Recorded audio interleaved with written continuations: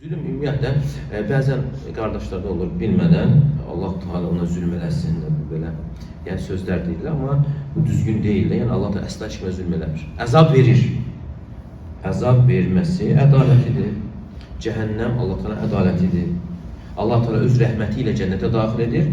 Ədaləti ilə cəhənnəmə. Rəhməti ilə hara? Cənnətə. Ona görə deyilir, əgər ki Allah Teala bizimlə öz ədaləti ilə davransa, ham məhv olar. Bəzən dualar var. Qadınların dualarından. Allah layıqını versin diye. Var mı bilirsin? Belə baxanda zahirə pis çıxmır. Allah deyirsən, Allah ona layiq, nə layiqsə onu versin. Əgər Allah Teala insana layiq olan verərsə, insan məhv olur. Bədduadır.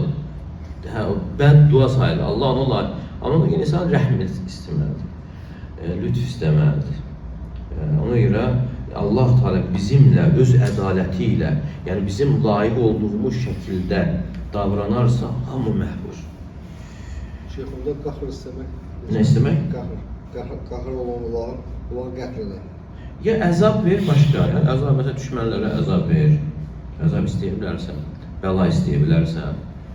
Ki düşmənlərə də, kafirlərə, müşriklərə, yahudilərə, hansı ki müsəlmanların düşmənlərdən, insan bu başqa şey. Amma Allah Teala əzab verir, cəhənnəmi də Allah Teala'nın cəhənnəmdə yandırması da ədalətidir.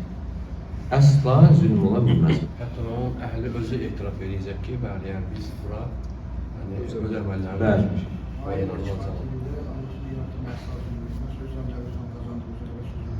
Yəni aylar çoxdur. Və mən rabbuka bizallamin lil'abid. Sənin Rəbbin əsla qullarına, bəndələrinə zülm edən deyildir. Ona görə yəni insan, yəni doğulan gündən və yaxud həddi bunlardan gündən bütün ömrünü səcdədə keçirsə, bir nemətin əvəzini vermək mümkün deyil.